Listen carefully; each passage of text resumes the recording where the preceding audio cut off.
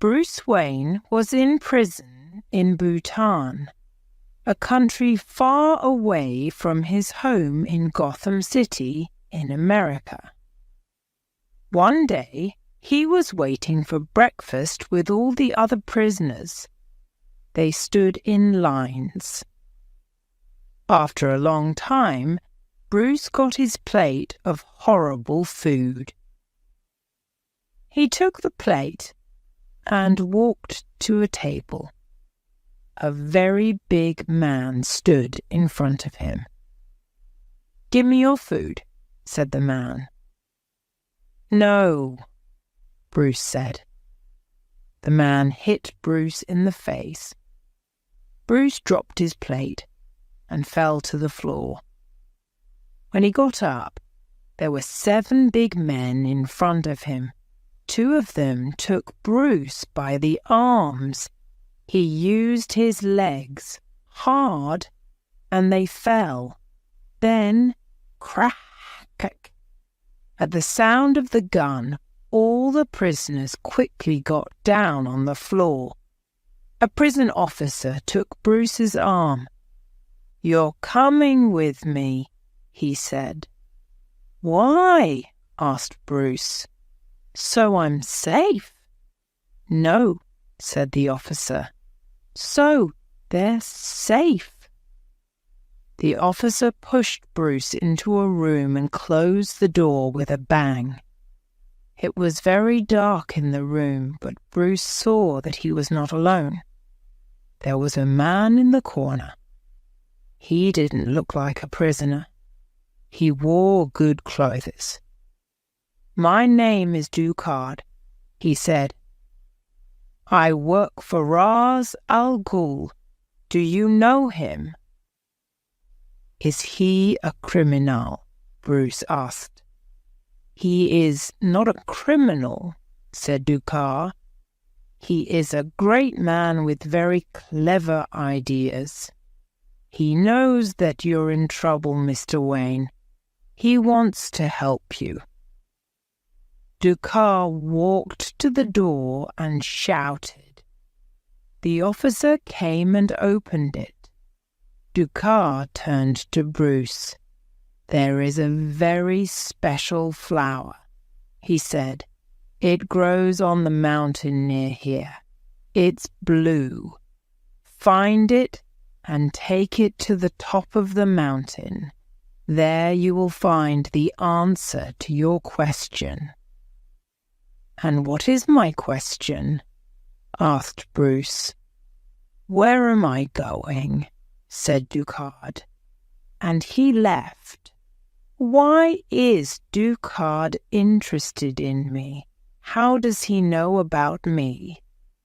Bruce asked himself. He sat on the hard bed and began to think about his life. He remembered that terrible day in Gotham many years ago. He is a little boy. He is playing with his friend Rachel. They are running in the garden at his home, Wayne Manor.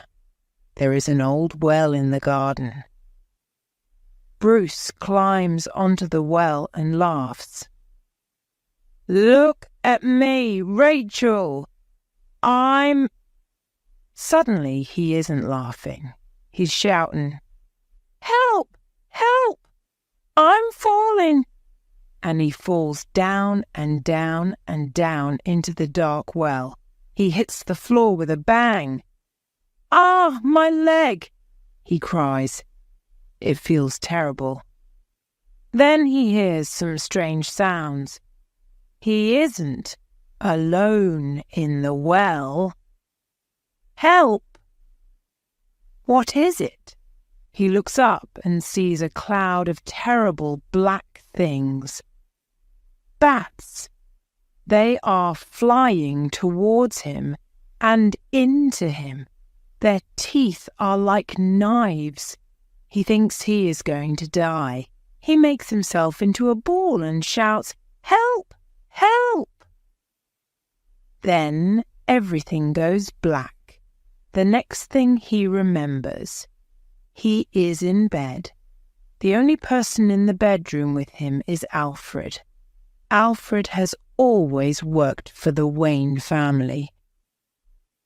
"You had a very bad fall, Master Bruce," says Alfred, "but you're going to be okay." Alfred waits for a moment, then he asks, "Why do we fall, Master Bruce?"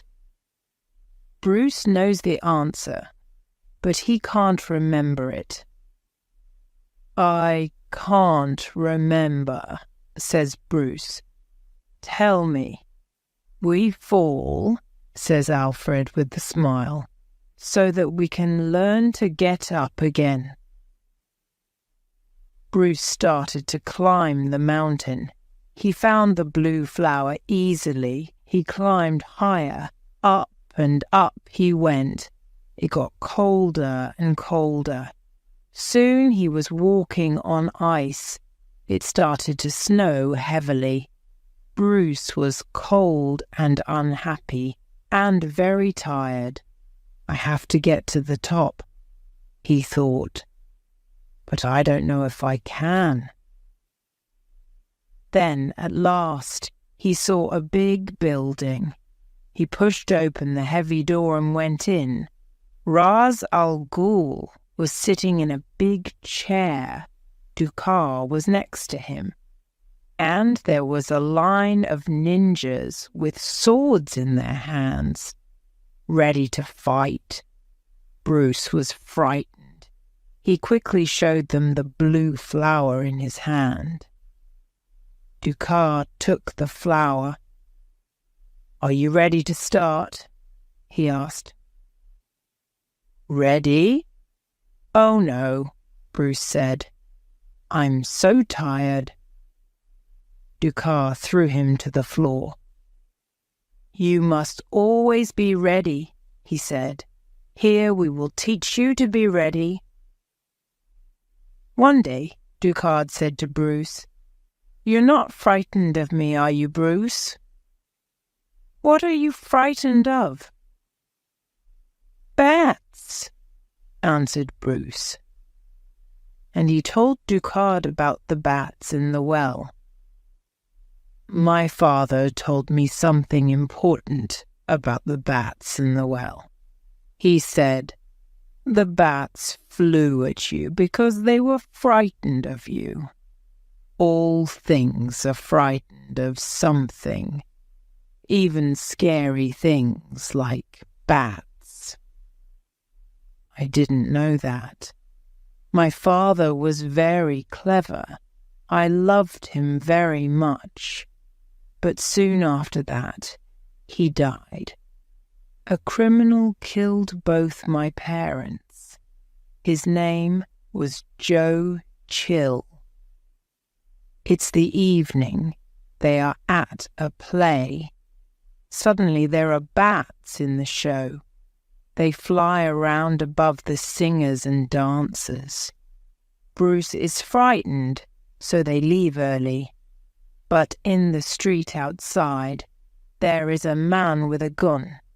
He wants money. He takes their money, but he wants more. And then, bang! He fires his gun. Bruce's mother shouts. Bruce's father falls to the floor. Bang! He fires again. Bruce's mother falls to the floor. This is the worst moment of Bruce's life. And it is all his fault. "It wasn't your fault, Bruce," said Dukard. "You were very young." He was giving Bruce a lesson on a river. It was thick ice. They were fighting with swords. "You must always look very carefully at the things around you, Bruce," said Dukar. Suddenly he hit the ice with his sword. Crack, crack! The ice broke, and Bruce crashed into the black water below. Bruce had lessons with Dukar for many months. He learned to fight with his hands and his feet. He learned to fight with a sword and climb tall buildings quickly and quietly. He learned many things, but most of all he learned to use his ears and eyes, and he learned how to think quickly. "It's time to test you," said Dukar one day. "Today you must fight all the ninjas." So Bruce fought all the ninjas with his sword. It was a very long fight, but in the end, he won. "You fight very well now," said Dukar. "I think you are ready." Bruce couldn't sleep that night. He remembered his life after Joe Chill killed his parents. He was so unhappy and so angry. He went from school to school and university to university. He never stayed long in one place. Bruce is 20. He is going back to Gotham by train. Alfred meets him at the station. On the way to Wayne Manor, he sees that everything is different. Everywhere is dirty. Many houses are empty, many shops are closed, people are sleeping on the streets. "Things are very bad in Gotham now, Master Bruce," Alfred tells him. "But Wayne Manor is still your home.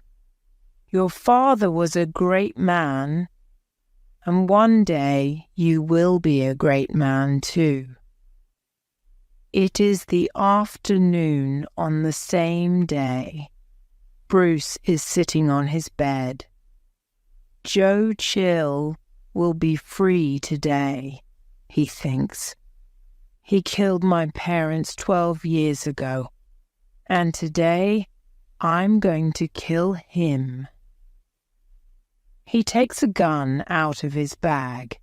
His old friend Rachel comes to the house. She is an assistant district attorney, an important lawyer in Gotham now. Wow, he thinks when he sees her. She is so beautiful. They drive to the prison. "Why are they freeing Joe Chill today?" he asks. "When he was in prison, he was in a room with Carmine Falcone, the famous criminal," Rachel explains. "They talked and he learned lots of things about Falcone. He's going to give that information to the police." They arrive outside the prison. The newspaper people are waiting. Joe Chill comes out. There are police all around him. Bruce gets out of Rachel's car and walks towards Chill. He has his hand in his pocket, on his gun. But suddenly a blonde woman pushes through the people. She runs up to Chill. She has a gun in her hand. Falcone says, "Hi, Joe," she shouts. Bang! Bang! She kills Joe Chill. Joe Chill was dead. But Bruce didn't feel better. It wasn't the answer. Dukar took Bruce's blue flower. He pulled the dry flower into little pieces and made a small fire with it. "Smell your flower now," he said to Bruce. Bruce put his nose near the smoke. The smell was terrible.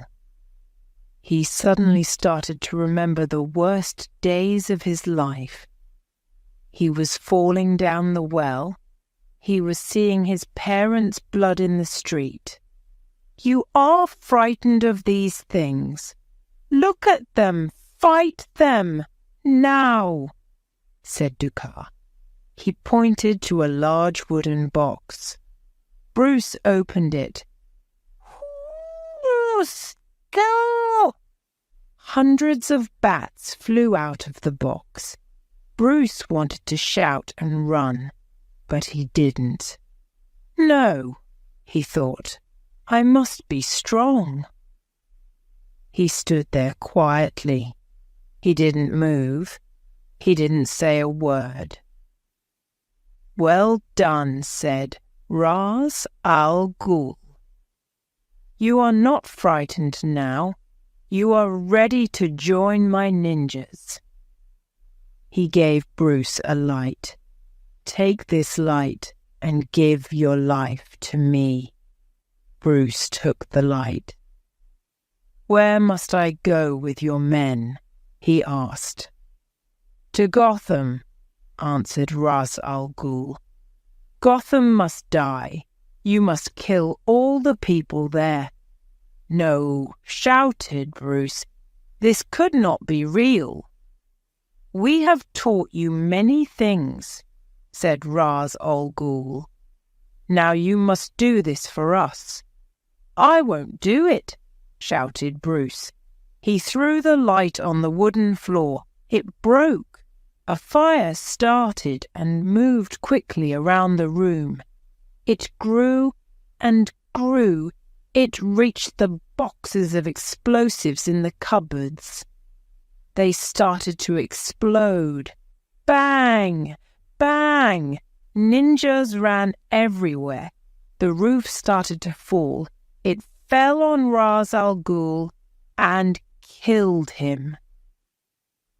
As Bruce ran to the door, he saw Ducard's body on the floor. He wasn't dead. Bruce pulled Ducard out of the building and into the snow. He pulled him down the icy mountain. Ducard was very heavy. Once he almost fell over the edge of the mountain, but Bruce saved him. After some time they came to some houses. Bruce left Ducard with an old man there. You saved his life, I will tell him, said the old man. Where are you going? I'm going home, said Bruce. Bruce walked down the rest of the mountain. He phoned Alfred. I need you, Alfred, he said. Please come and get me. Alfred flew to Bhutan in the Wayne family plane and took Bruce back to Gotham. He told Bruce all about the terrible changes in Gotham.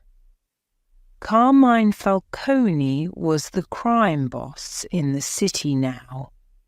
Everyone was frightened of him. And William Earl sat in Bruce's father's chair at Wayne Enterprises, the Wayne family business in Wayne Tower.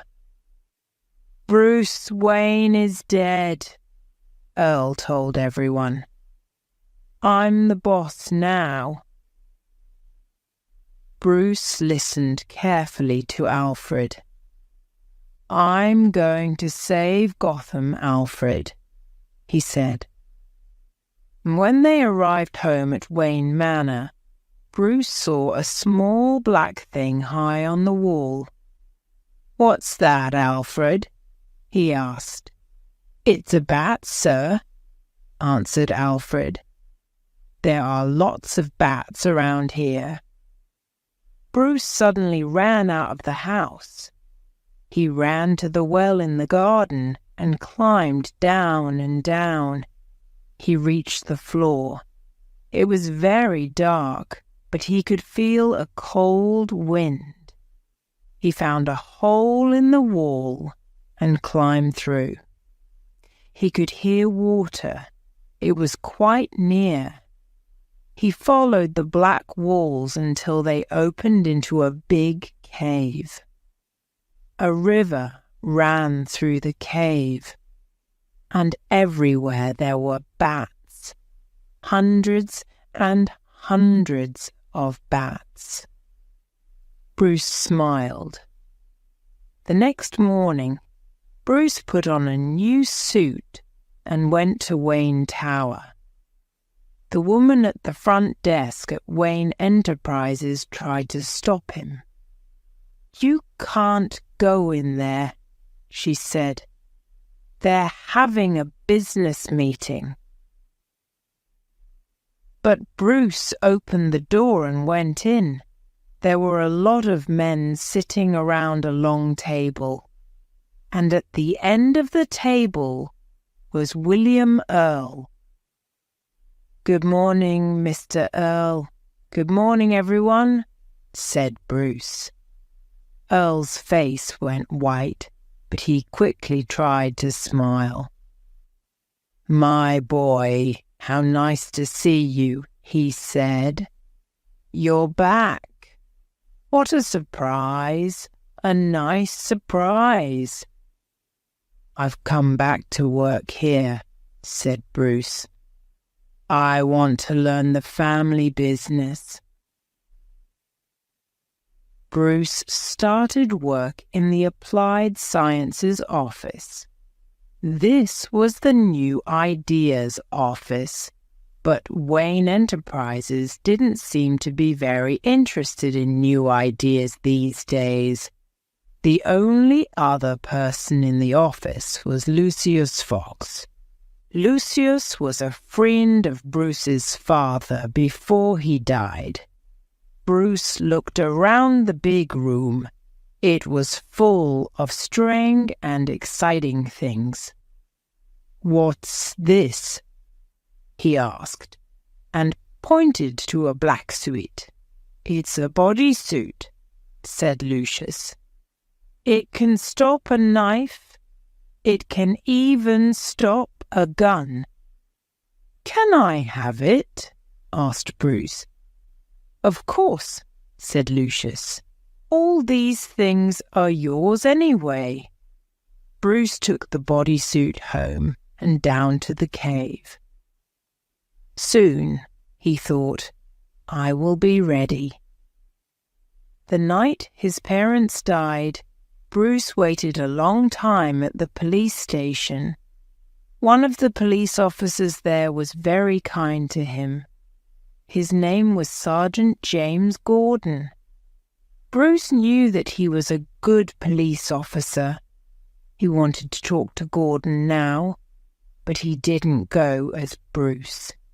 He put on his black bodysuit and a mask. When Batman appeared in Gordon's office, the sergeant was surprised and frightened. "Who are you?" he asked. "What do you want?" "Don't be frightened, Sergeant Gordon," said Batman. "I need your help. I know Carmine Falcone is the biggest criminal in Gotham. Why is everyone frightened of him? Why does no one stop him?"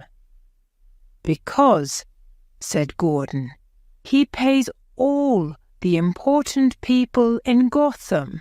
Bruce went to the river for the first time in many years. There were lots of people there. They didn't have homes. They slept in the streets every night. Some people were standing around a fire. Bruce stood with them and warmed his hands. He looked across the street and pointed to a door. "Is that Carmine Falcone's club?" he asked. "Yeah," someone said. The next day at work, Lucius Fox said, "Come with me, Mr. Wayne. I want to show you something." Bruce followed him into a big room. There, in the center of the room, was a fantastic car. A few moments later, they were in the car, and Bruce was driving it faster and faster along the road. "Go slower, Mr. Wayne," shouted Lucius. "No way," shouted Bruce. "This is fantastic. This isn't an ordinary car. It's more like a plane. Can I have it? Of course, shouted Lucius. All these things are yours anyway. Later, Bruce drove the car back to Wayne Manor. I'll call it the Batmobile, he told Alfred. Bruce was a man of the night now. He was Batman. He stood on top of a building near Falcone's club. He watched the street by the river. He saw a police officer talking to a group of ship workers. The officer took out a small white bag and gave it to the workers. Drugs. So some of the Gotham police were bad too. Falcone was paying everyone. Falcone sat in his office with Dr. Crane, the boss of Arkham Asylum for the mentally ill. Our boss is arriving very soon, said Crane. When I tell him about the money, his money, he won't be happy. Don't tell him, said Falcone. I won't take any more. This is the last time. He gave Crane a small bag. Do you want to test the drugs now? He asked. Suddenly, there was a loud bang and the sound of guns. Crane quickly escaped through the door. Batman flew into the room. What are you? Asked Falcone. I'm Batman. Everything changes tonight. Batman crossed the city to Rachel's house. He climbed through her bedroom window. Rachel, wake up, he said. I want to tell you something. Everything changes tonight. And who are you? A friend. I want to do good like you. I want to fight the bad people of Gotham. Sergeant Gordon arrived at the river. A lot of newspaper people were there. They were taking photos. Next to a ship, there was a large box full of small bags of drugs. Falcone's men were lying behind the box. Fantastic, said Gordon. Where's Falcone? He always escapes trouble. Not this time. Look, he's over there, someone said. Gordon looked. There was a big light next to the river. A man was lying across the light. He wasn't moving. It was Falcone. Rachel read the newspaper the next day and saw the photo of Falcone on the front page. She smiled. At the police station, Sergeant Gordon's boss was very angry. Who did this to Falcone? He shouted. Find him fast. The police look stupid because of him. I think he's trying to help us, sir, Gordon said. We don't need his help, shouted his boss. Well, I think we probably do, thought Gordon. But he didn't say anything. Dr. Crane was visiting Falcone at the police station. Tell the police I'm mentally ill, Falcone said to him. Or I'll tell them about you and the drugs. Crane was angry. What do you know about me and the drugs? He asked. I know that you test them on people in your hospital, said Falcone. I know the boss is planning something big. Would you like to see my mask? Said Dr. Crane suddenly. I use it in my tests. People are very frightened of it. They don't like it at all.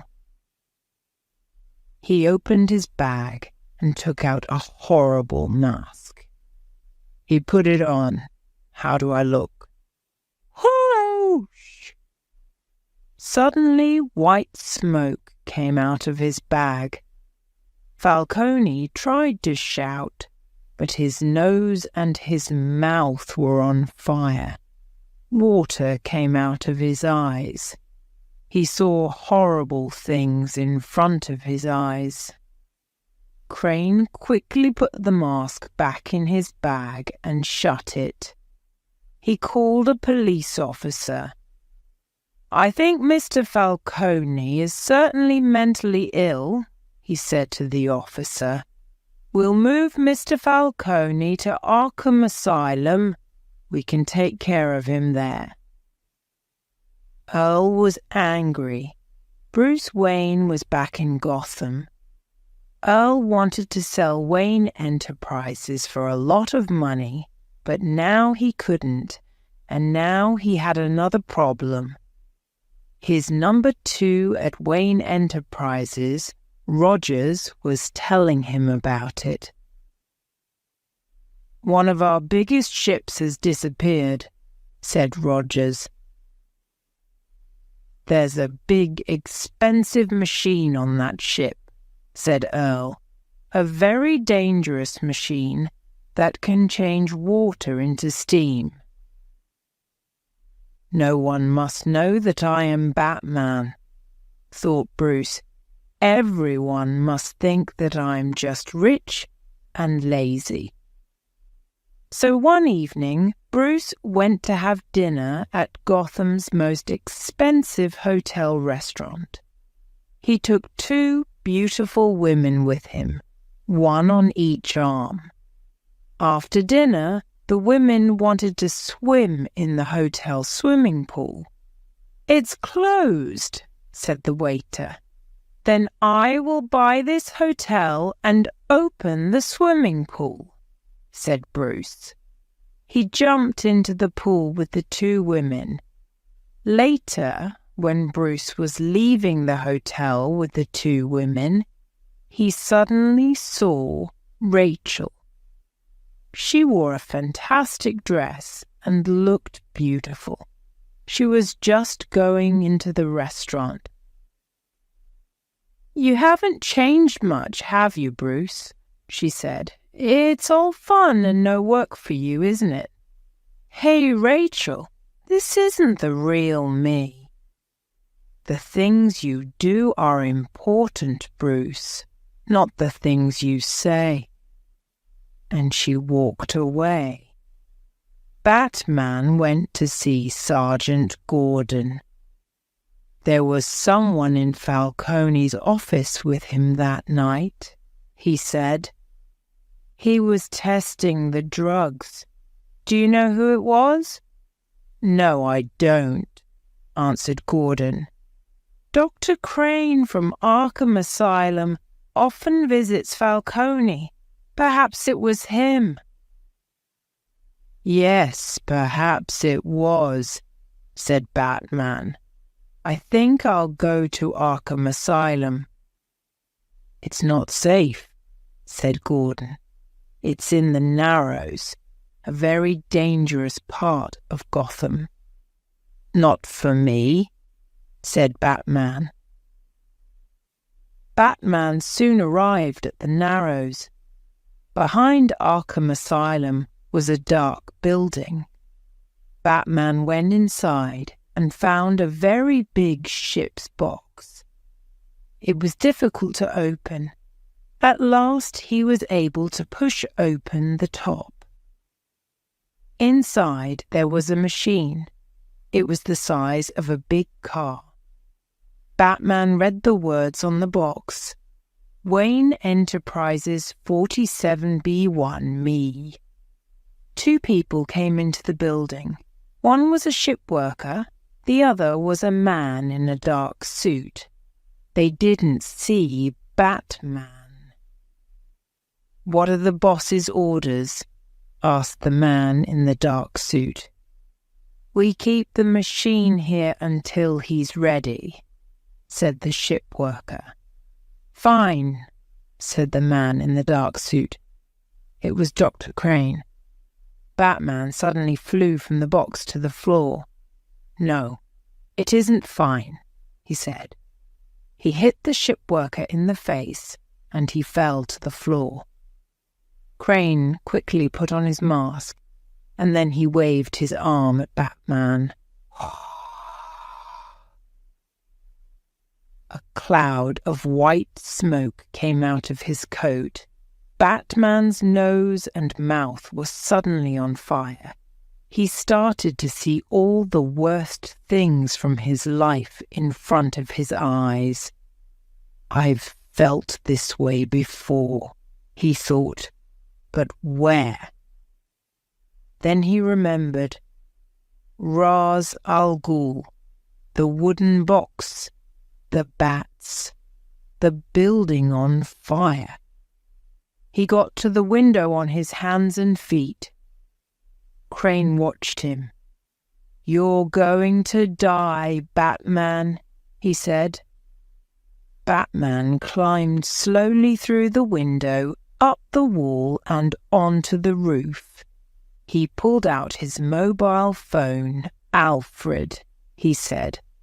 "Alfred, I need you. Please come quickly. I'm ill.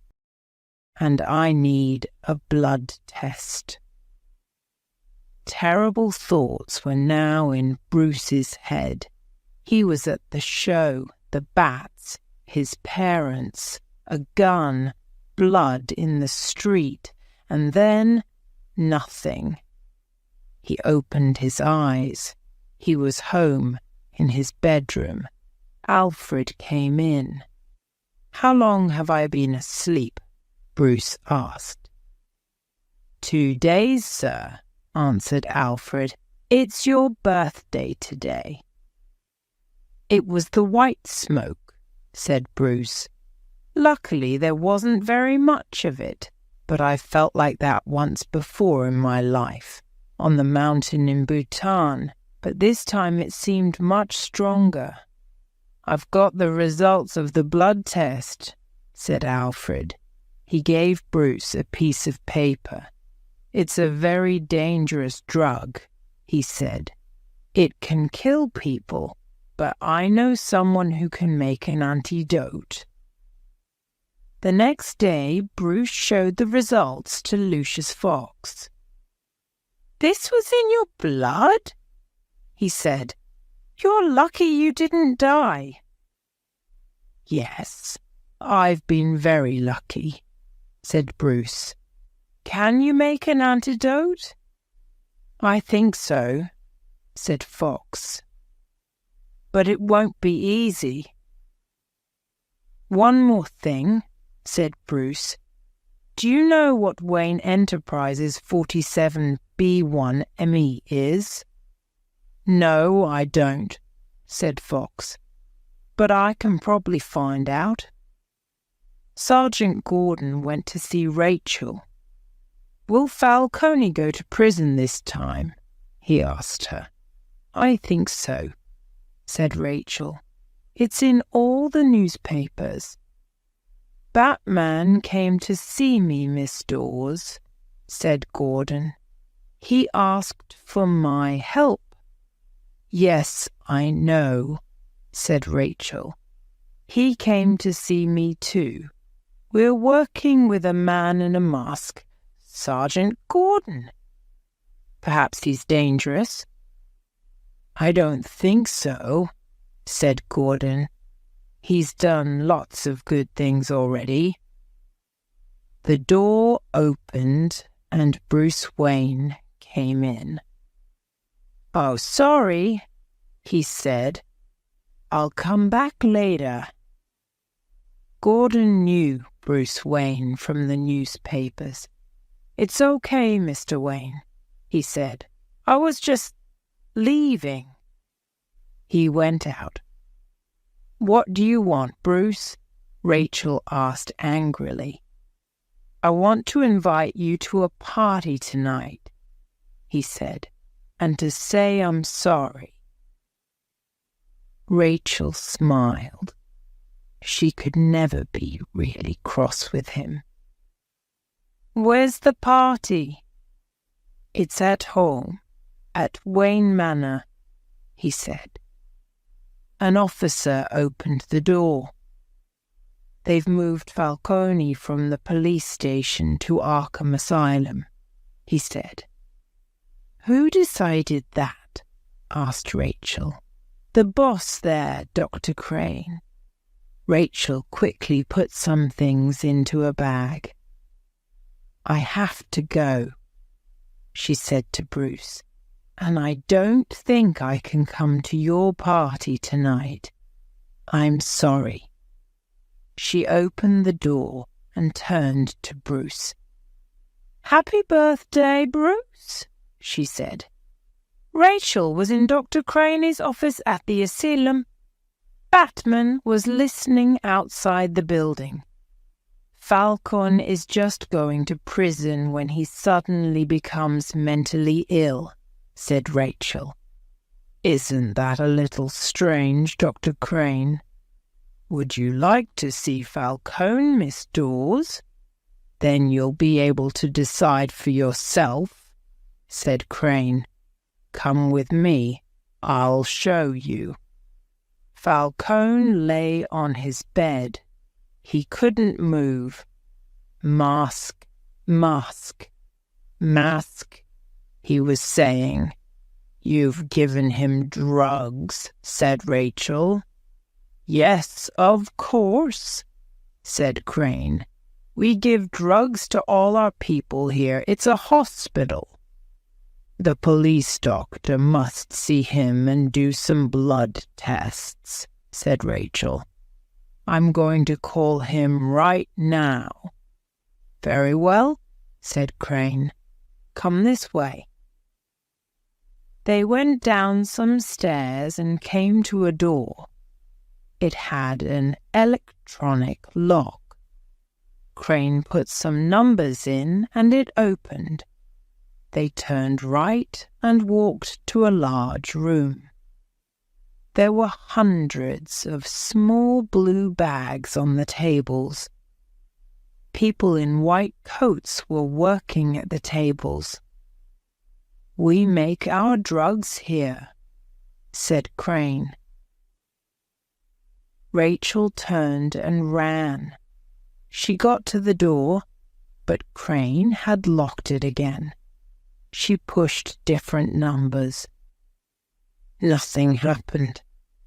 Suddenly, a horrible masked man appeared next to her, and then a cloud of white smoke. Rachel lay on a table.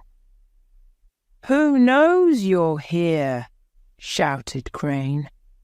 "I want to know before I kill you." "What do we do now?" asked one of the men. "Call the police," said Crane. "You want the police here?" asked the other man. He was surprised. "Batman's here," said Crane. "I'm sure of it. The police will catch him." Suddenly a black thing flew at them and hit the two men.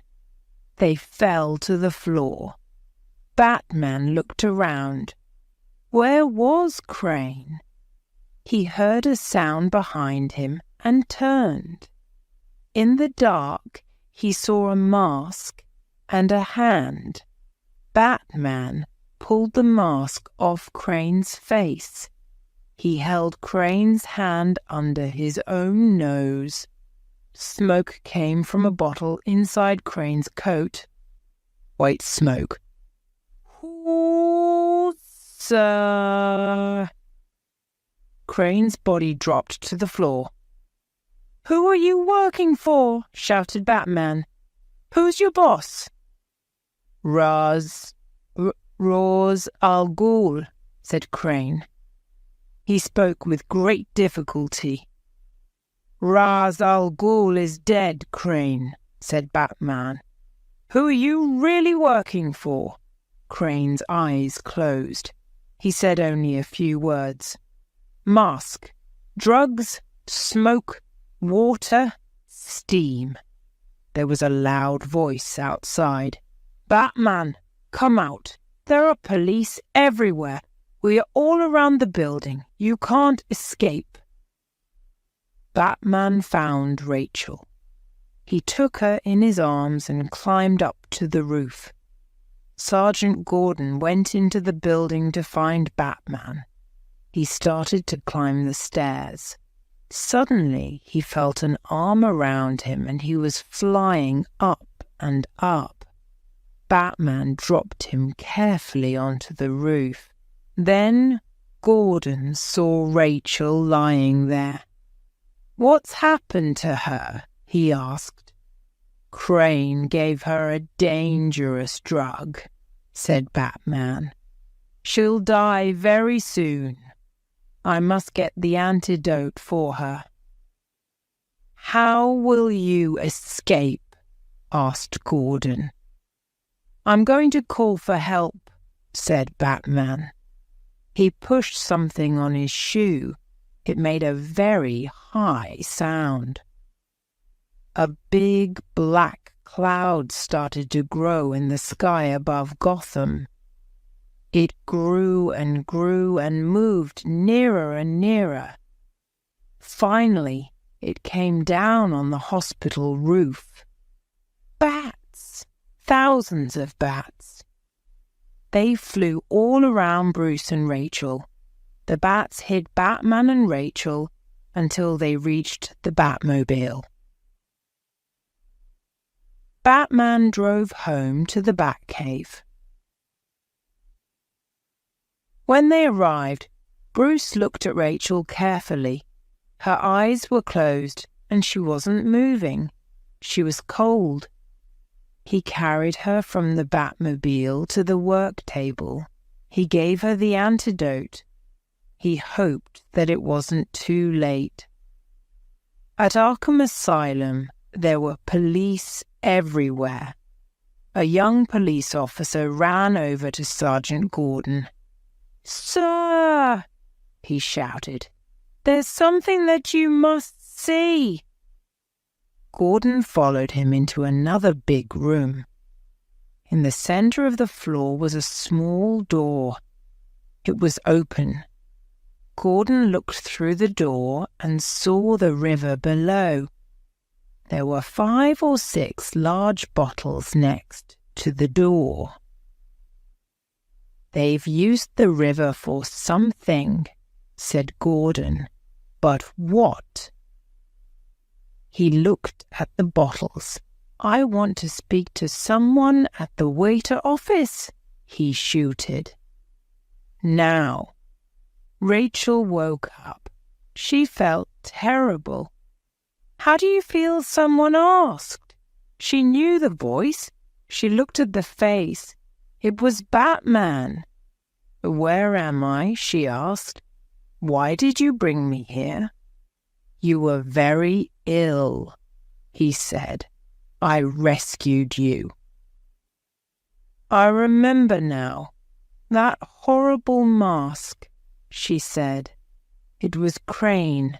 I must tell Sergeant Gordon." She tried to move. "No, don't get up. Stay where you are," said Batman. "Sergeant Gordon has got Crane already." "Why did you save my life?" she asked. "Gotham needs you," he said. "Here, take this. It will help you sleep. When you wake up, please find Sergeant Gordon. Give him these." He held up 2 small bottles. Only Gordon. No one else. "What are they?" she asked. "The antidote to this killer drug," said Batman. "One bottle is for Gordon himself. He can use the other bottle to make some more of the antidote for everyone." "Crane wasn't the boss. He was working for someone else," Rachel said. "Something Al Ghul." "Ra's al Ghul," said Batman. No, it's not. Ras Al Ghul, he's dead. I was there when he died. But Rachel was asleep.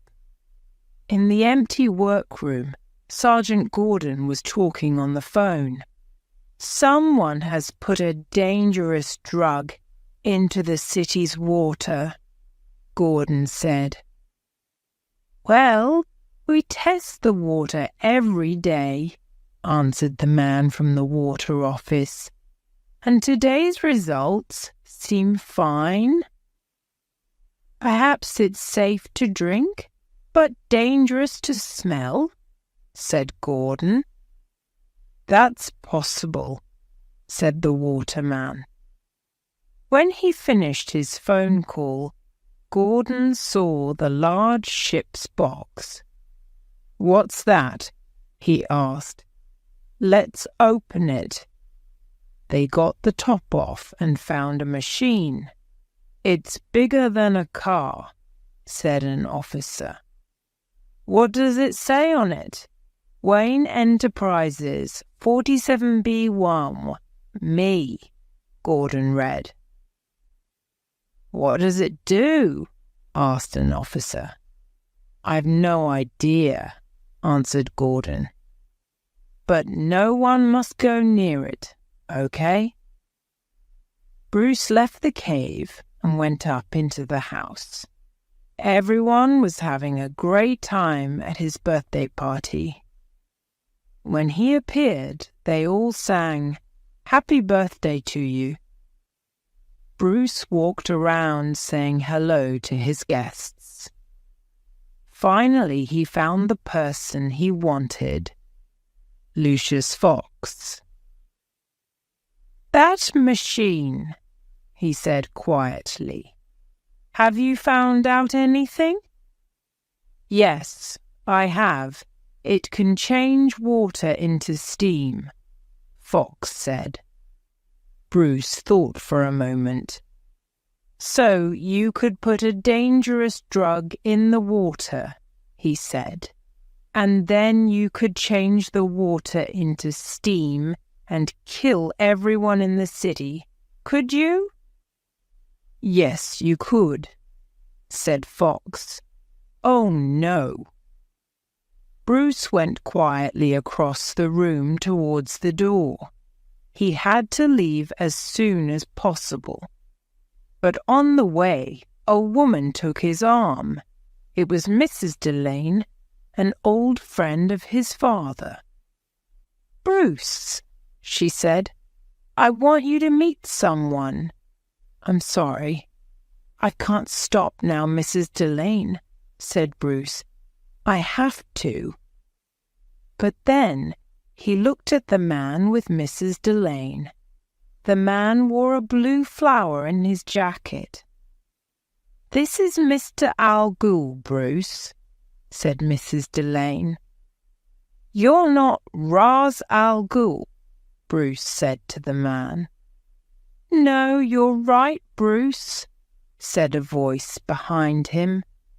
He turned around. It was Ducard.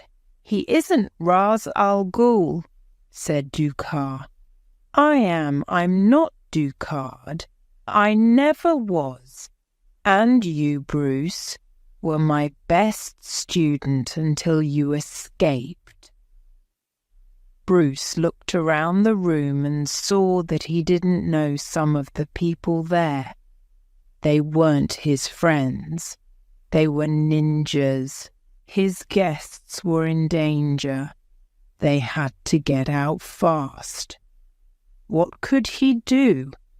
He took a glass and shouted, "Let's drink to my birthday. Let's drink to all my guests. You don't like me, do you? You're here because you like my money. You just want some free food and drink." The guests were very upset and angry. They left the house at once. They got in their cars and drove away. Ras Al Ghul laughed. They will die very soon anyway, he said. So was Crane working for you? Asked Bruce. Yes, he was, said Ra's al Ghul. But he was only interested in money. I want much more than that. When Gotham dies, people everywhere will be frightened. There will be fighting and killing all over the world. Man will disappear. No more people. The world will be wonderful again. I saved you, Bruce, but you fought me. You set fire to my home. Since then, your activities have made trouble for us. Now we're going to make trouble for you. Ra's al Ghul shouted an order to his men. Go ahead. The ninjas started to set fire to the furniture. Some kilometers away at Arkham Asylum, 4 police officers were standing around the machine. What did Gordon say? No one must go near it, one of them said. Except us, of course. They all laughed. Another one looked at his watch. It's time, he said. They turned on the machine and then put explosives along the wall. They weren't following Sergeant Gordon's orders. At the same time, high above the city, a train driver looked at his watch. The train stops here, he said. Everyone out. The passengers got out. The same thing was happening on buses and trains all over the city. Everything in Gotham stopped. Sergeant Gordon was standing outside Arkham Asylum. Rachel ran towards him. She gave him the 2 small bottles. These are from Batman. Before he could answer, there was a big explosion. Gordon ran towards the room with the machine. There was no wall. 4 police officers were pushing the machine outside. One of them pushed something on the machine. It started to make a strange sound. There was a second explosion.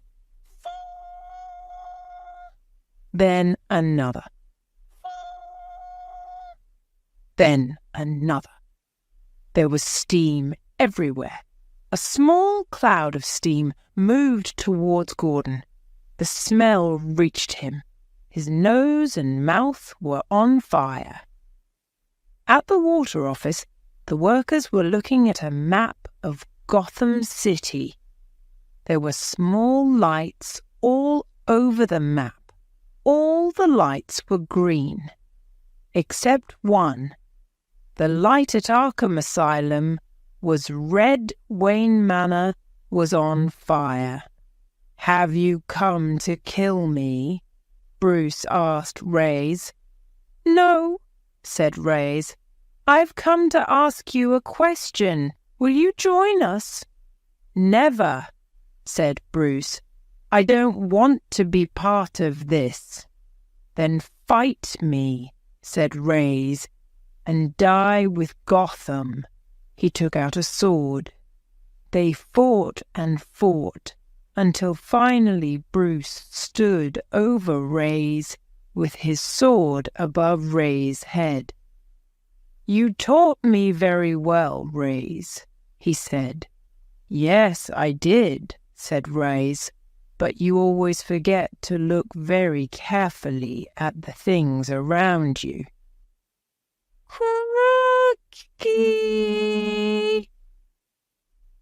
Bruce looked up. The roof was on fire. Part of it was falling towards him. Bang! It hit him, and he fell to the floor. Goodbye, my friend, said Raz. He ran out of the building. A cart was waiting for him. "Master Bruce! Master Bruce! Get up!" Bruce opened his eyes. Alfred was next to him, and a part of the roof lay on top of him. "Push," said Alfred. "You're strong. You can do it." Bruce pushed, and finally Alfred moved the piece of roof to one side. Bruce got up, and they escaped to the cave below. "Oh, Alfred," he said, "what have I done? Wayne Manor is on fire, and I can't help Gotham. I've made so many mistakes." Alfred smiled. "And why do we fall, sir?" he asked. "We fall," said Bruce, "so that we can learn to get up again. I must go." He changed into his batsuit and took off in the Batmobile. In a few minutes he was in Gotham. The criminals from Arkham Asylum were running everywhere. They were shouting and dancing and breaking things. Rachel watched. Above her, a train stopped. Some men in masks started to move a large machine onto it. She ran to find Sergeant Gordon in the asylum. He was sitting on the floor. She could see that he was very ill. He needed the antidote fast. She took one of the bottles out of his pocket. "It's okay," she said. "I can help you." Rachel gave Gordon the antidote, and he slowly started to feel better. The people from the asylum were shouting and coming nearer. They were feeling bad from the white cloud. Suddenly, they started running towards Rachel and Gordon. "Oh, no," thought Rachel. "They're going to kill us!" Home! The Batmobile arrived from nowhere. Batman ran towards Rachel. He gave Gordon the keys to the Batmobile. "Drive carefully," he said. Batman took Rachel in his arms and climbed up to the roof with her. Above the dangerous cloud, Gordon ran to the Batmobile. From the roof, Rachel and Batman could see all of Gotham. "They were putting a large machine onto the train," said Rachel. Just then, the train started to move. Batman suddenly understood. "Of course," he said. "The railway line runs exactly over the river next to Wayne Tower. Ra's is going to use the machine there. He's going to turn the city's water into steam. He's going to kill everyone." Batman moved to the edge of the roof. "Batman, don't jump," said Rachel. "You could die. Please tell me your name." "The things I do are important, not the things I say." "Bruce! Bruce!" shouted Rachel. But Batman couldn't hear. He was flying down. He landed on the roof of the train and held on. Bang, bang, bang. People inside the train fired guns through the roof. They hit Batman 3 times. He fell off the roof. The ninjas in the last car of the train looked out of the window. First, they looked up. No Batman. Then they looked down. Batman was still there. He was hanging from a long line flying from side to side under the train.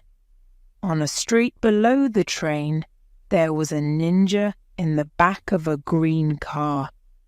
He was pointing his machine gun at Batman. Gordon came around the corner in the Batmobile. He was driving very fast. Kazam! He hit the green car. It crashed and exploded into a ball of fire. Batman climbed up the line to the train.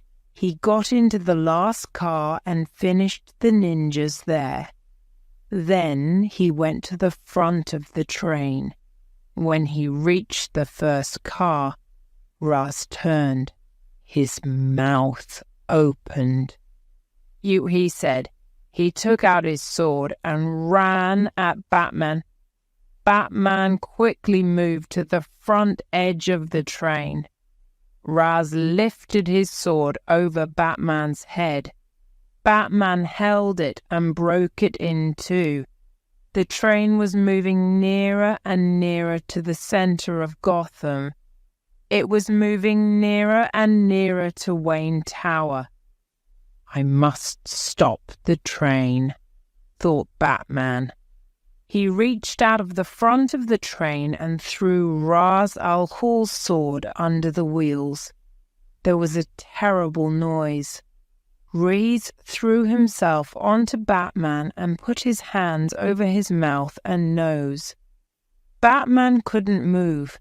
Everything started to go black. "Now you're really frightened, aren't you?" said Raz. Batman looked into Ra's face. He saw the end of the world there. That made Batman angry. And when he was angry, he was strong. He suddenly pushed hard against Raz and flew out of the train and into the sky. Raz looked up in surprise and anger. Then he was very frightened. The train was going to crash in less than a second. It came off the railway line and fell down and down, and then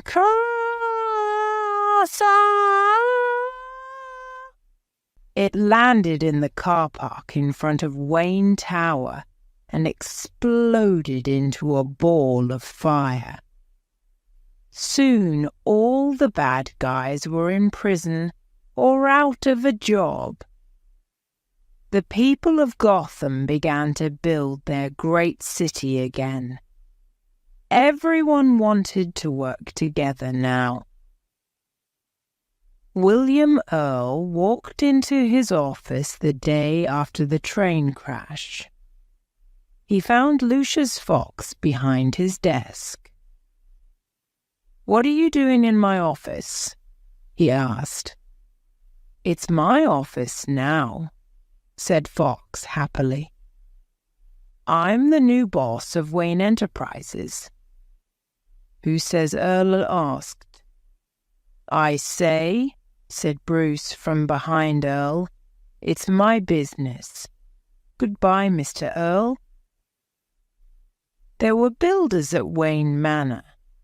They were slowly and carefully building a new house, exactly like the old one. Bruce went to the old well in the garden. He put a big piece of wood across the top. Rachel was there with him. "I fell down this well a long time ago. Do you remember?" he asked her. "Of course," she answered. "Things were never the same after that," he said. "What was different?" she asked. Bruce put another piece of wood across the well. Now it was completely closed. "I wasn't a child anymore," he said. "I began to be a man." "You're a great man, Bruce," she said. Bruce looked at her. She could see that he loved her. "There's no place for me between Batman and Bruce Wayne," she said. "I don't have to be Batman," he said. "I can choose my own life." "No," she said, "I don't think you can. Great people can't always choose their lives. Gotham needs you. Goodbye, Bruce." "Goodbye, Rachel," he said. "I'll do my best for Gotham." "I know you will," she said.